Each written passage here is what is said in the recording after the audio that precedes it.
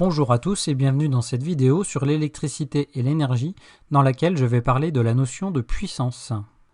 La puissance est définie comme étant donc un débit d'énergie, c'est-à-dire l'énergie E libérée ou reçue par un système pendant un temps delta t. Son expression sera P est égal à E sur delta t, donc avec P la puissance qui s'exprime en watts, donc de symbole W, E l'énergie libérée ou reçue qui va s'exprimer en joules de symbole J, et delta t, l'intervalle de temps en secondes de symbole S.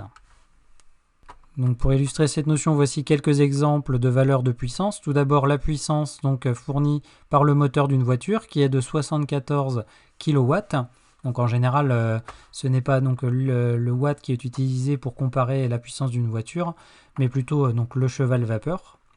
Ensuite, la puissance donc fournie par la batterie d'un smartphone qui est de 1 watt.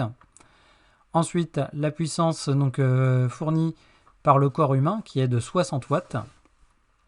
La puissance donc reçue par une DEL donc, qui est de 5 watts. Et enfin, la puissance fournie par une centrale nucléaire qui est de 1 gigawatt à peu près. Intéressons-nous maintenant plus précisément donc à la puissance en lien avec donc les dipôles électriques, qui sera donc la puissance électrique. La puissance électrique est définie comme étant donc le produit de la tension aux bornes d'un dipôle par l'intensité qui le traverse.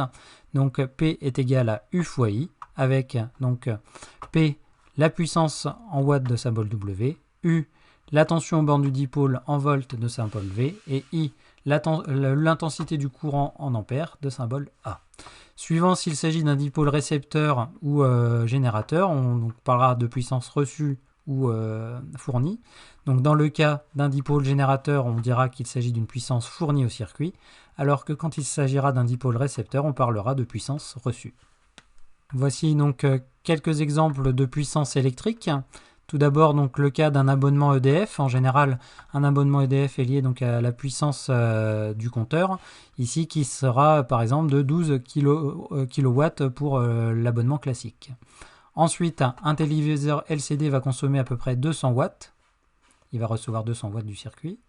Un ordinateur portable, lui, va donc recevoir 30 watts. Donc cette puissance est donnée par la batterie.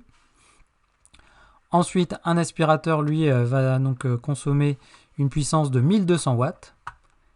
Et un lave-linge, lui, va consommer une puissance d'environ 3000 watts. Voyons donc un exemple de calcul avec donc le cas d'un four qui consomme une puissance de 2500 watts, ou 2,5 kW, qui est allumé pendant 1 heure. Et donc ce four est relié donc, au réseau électrique qui va lui fournir une tension de 230 volts. Donc je vais tout d'abord déterminer l'intensité du courant dans le four.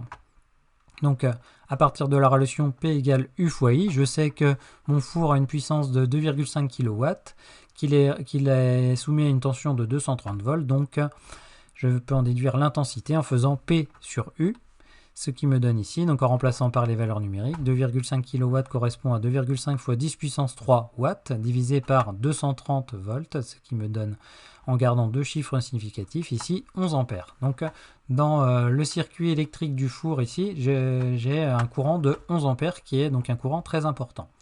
À partir donc de ça maintenant, je vais pouvoir déterminer donc l'énergie reçue par le four, ou l'énergie consommée par le four.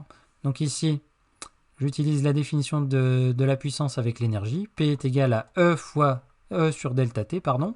Donc directement, E est égal à P fois delta T. Je connais la puissance qui est de 2,5 kW. Mon four a fonctionné pendant 1 heure. Donc E est égal à 2,5 fois 10 puissance 3.